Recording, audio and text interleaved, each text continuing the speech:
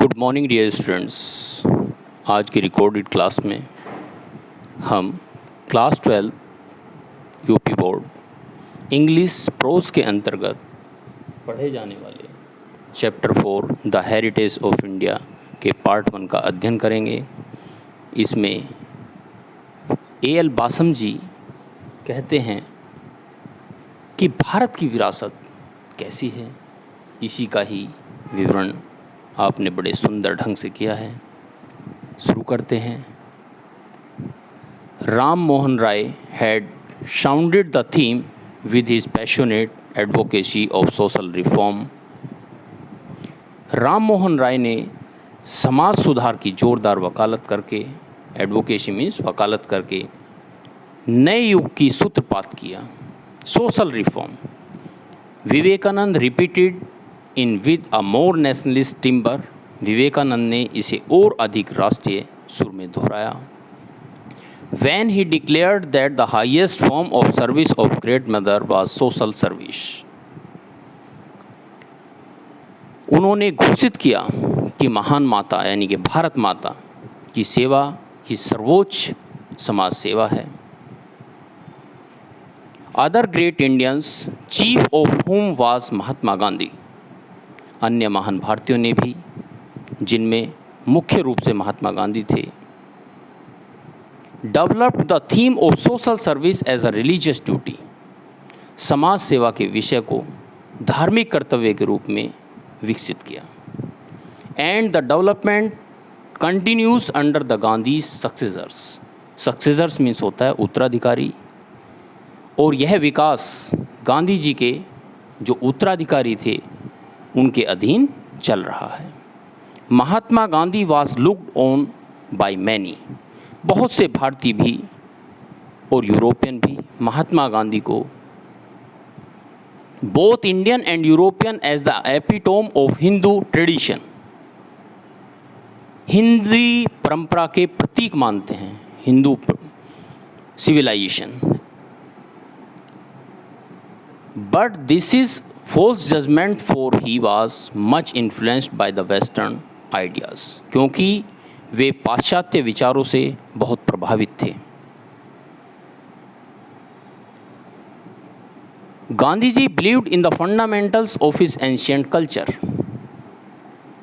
महात्मा गांधी जी प्राचीन संस्कृति के आधारभूत सिद्धांतों में विश्वास करते थे।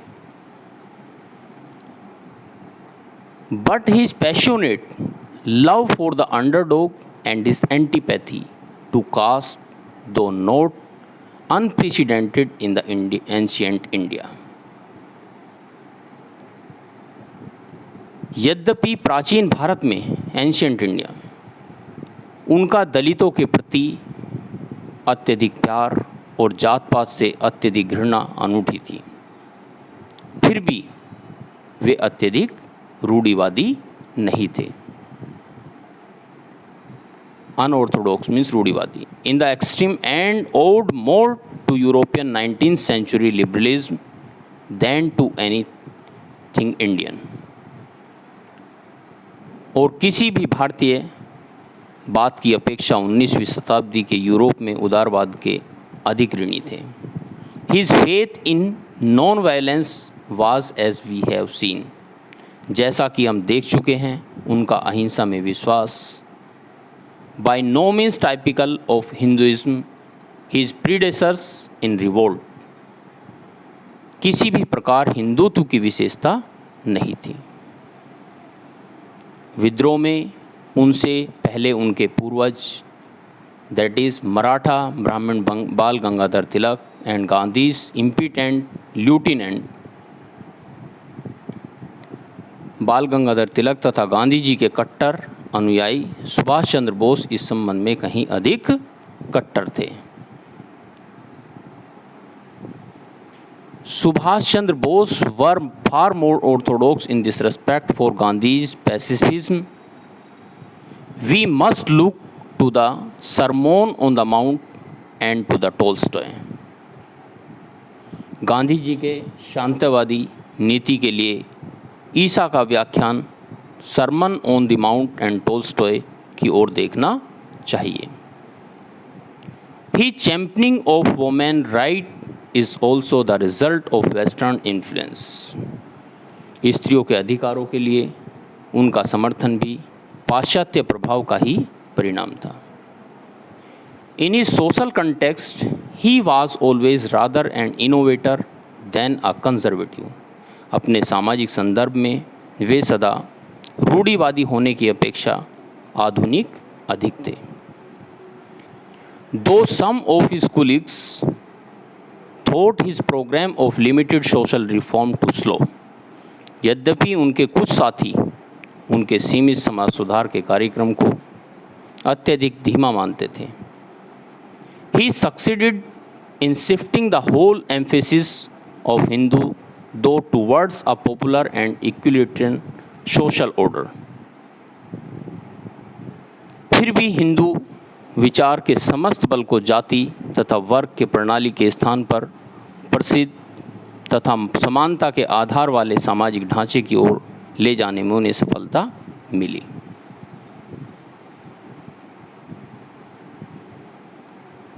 In place of hierarchy of class and caste, following up the work of many less well 19th century reformer Gandhiji and his followers of the Indian National Congress have given new orientation and new life to Hindu culture after centuries of stagnation.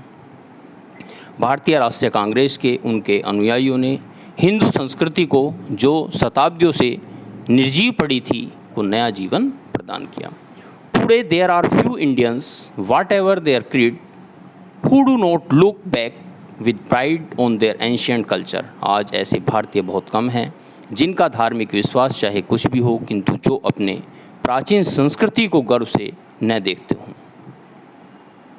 And there are few intelligent Indians who are not willing to sacrifice some of his effete elements so that India may develop and progress. और ऐसे भारतीय भी बहुत कम हैं जो उनकी दुर्बलताओं को बलिदान करने को तैयार न हो ताकि भारत उन्नति और विकास कर सके।